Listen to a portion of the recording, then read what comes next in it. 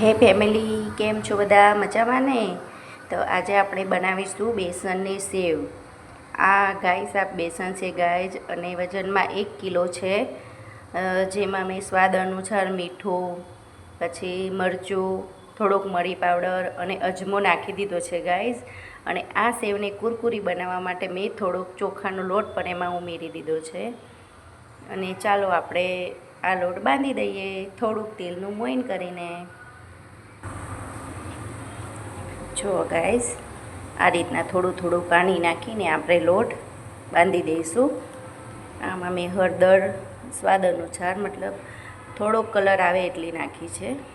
Sorry guys, હળદરનો સ્વાદ ના હોય પણ થોડીક નાખી છે મેં. તો જો આપણે આ રીતનાનો લોટ બાંધી લેવાનો છે. આ રીતનાનો બસ આવી હોવી જોઈએ લોટની કન્ડિશન. આપણે લોટ બાંધી દીધો છે ગાઈસ. અને આ લોટ બાંધતા ગાઈસ મને બહુ જ તકલીફ પડે છે, કારણ કે આ લોટ એકદમ ચીપચીપો હાથમાં ચોંટી પણ જાય છે. આની માટે મેં 2 વાસણ બદલ્યા છે ગાઈસ, અને મેં આ લોટ તૈયાર કર્યો છે.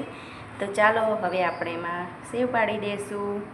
અને તમને એવું લાગતું હશે ગાઈસ કે મેં કેમ મસાલા ન બતાવ્યા, પણ એમાં એવું છે ગાઈસ કે અત્યારે આપણી ગૃહિણીઓને ખબર જ છે કે સ્વાદ અનુસાર કેટલું અને કઈ વસ્તુ નાખવી.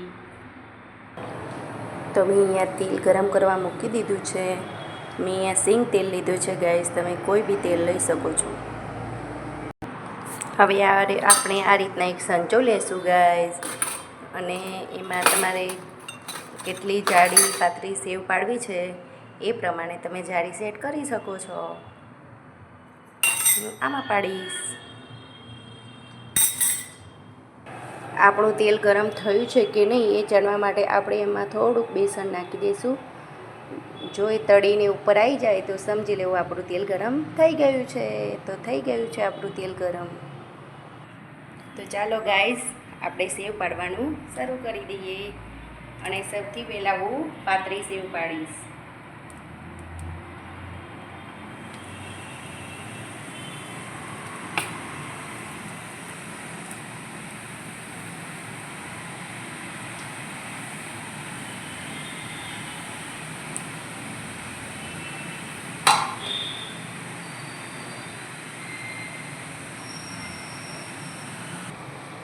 તો જો ગાઈસ, આપણી સેવ બનીને રેડી થઈ ગઈ છે. બસ આપણે એકવાર એને ઉલટ કરી દઈશું. જેવા બબલ્સ બંધ થાય એટલે આપણી સેવ તૈયાર. તો જો ગાઈસ, એ જ લોટમાંથી તમે પાપડી પણ પાડી શકો છો. અને જો આ છે થોડીક જાડી સેવ, અને એકદમ મસ્ત કુરકુરી સેવ બની છે.